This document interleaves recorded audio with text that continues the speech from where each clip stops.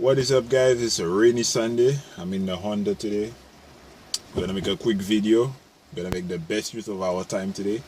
I'm gonna cover how to get your Speeduino, megasquirt, whatever ECU, pretty much any ECU, going on MSDroid, sorry, on your tablet or any Android device for that matter. So stay tuned. I'll show you exactly how I did mine and then how you can do yours. It's pretty easy. Okay, I'm not sure what the lighting is like, but we're gonna go over the basics. What you need for this one is your ECU of choice. In this case, I have this is the first version of the NO2C. For you guys, some of you guys may have never seen this one, but this is the first version. It was never really sold to the public, but this is mine. I'm gonna use this just for demonstration purposes only today. I think it still works, but we're not gonna actually run it. You need a Bluetooth dongle. This one is an HC06 Bluetooth dongle. These usually retail for about, I think, $3 to $5 on eBay. And you're gonna need a 4-pin header. You can usually scavenge from a computer board. I'm not sure what part of the power supply, but 4-pin. I don't have one, so I'm going to show you how I make mine out of these DuPont connectors and some 22 gauge wire. Alright, let's skip to the next step. Okay, I'm gonna insert an image somewhere in this video when I'm editing it. Right, but to do this, we're gonna need to connect this Bluetooth dongle to the ECU. The connections you're gonna need to connect this. Come on, focus. Yes. VCC, ground, TXD, and RXD. VCC is power supply. If the camera will just focus for 1 second. Focus. Okay. VCC is power supply. We connect it to 5 volts on the Arduino or the ECU. Ground goes to ground. TXD goes to RX0 on the Arduino or Speeduino. And RXD goes to TX0. So, short to remember these guys. The RX and the TX are reversed when connecting them on the Bluetooth dongle. Yes. So there are basically 2 ways to do this. First and foremost, this is the Arduino. The board is labeled, if it can just focus. Okay, so if you look in the top here, you can see the RX0 and the TX0. If we look, where is it? In the bottom here, we'll see 5-volt pin and the ground pin. You can use either one of the ground pins. So what most folks usually do, you just solder the wire for the Bluetooth dongle to the underside of here, and wherever the pins are. You run the wire up to the front of the board. You can usually tie strap it somewhere here for some strain relief. Another method you can use is that most Speeduinos use this. If you look here, the headers goes from the board to the Arduino. So what also you can do is that since there's a direct connection from the Arduino to the board, you can solder to the top side of the ECU instead of the bottom. You can do it either way. Really doesn't matter. For this tutorial, I'm going to be showing you how I did mine. I did mine on the top of my ECU. But most folks just used to do it here. It doesn't matter. It comes to pretty much the same thing. Stay tuned. I'll show you what it looks like on my ECU, which is in my car now, the finished product.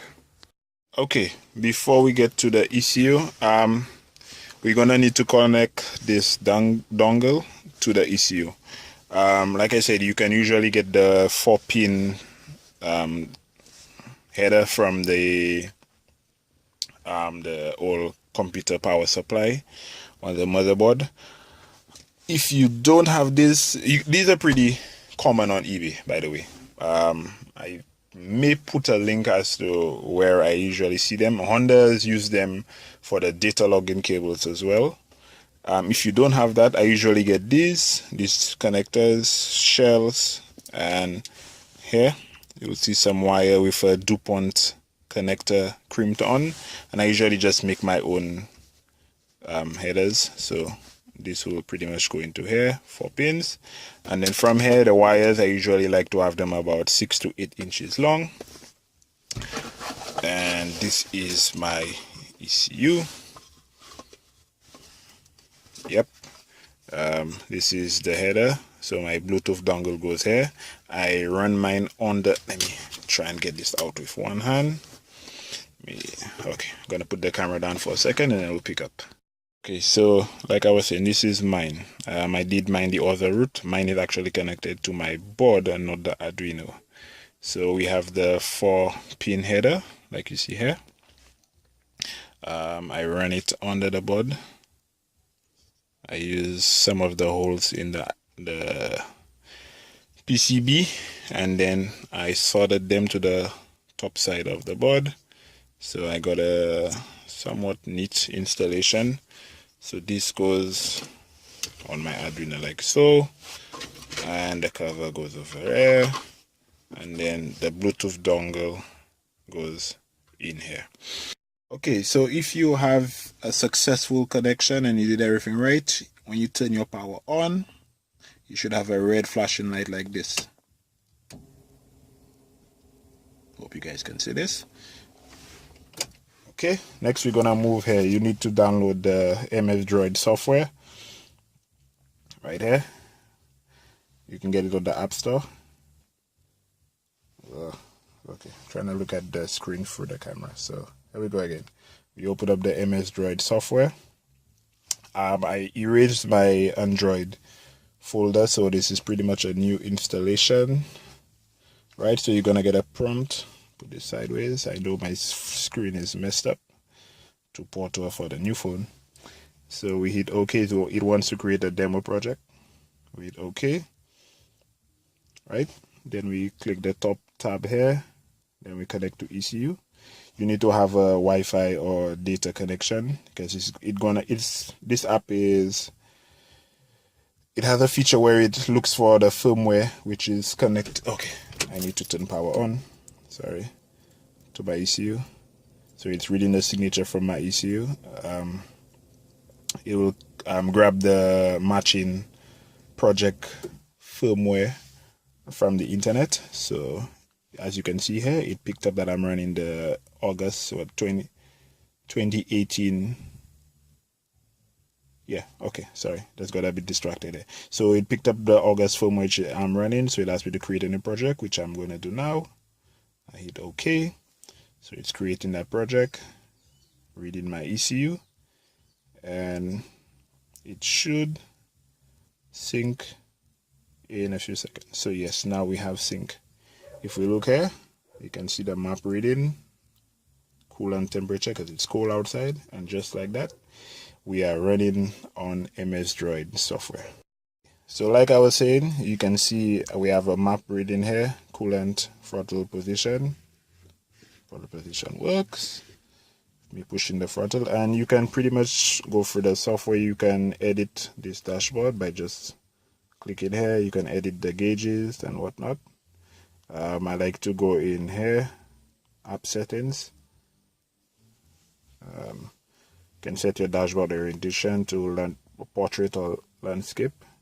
Connection type, I usually set this to anything available or just Bluetooth if you intend on using just Bluetooth.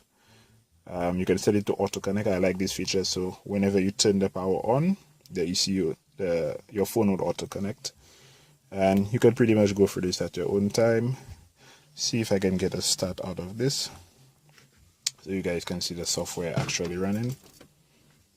I have the MSDroid running.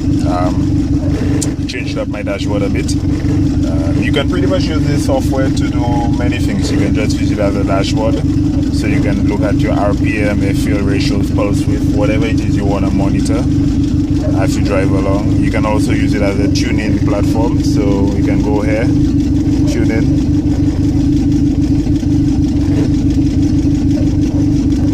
And then here we have the VE table.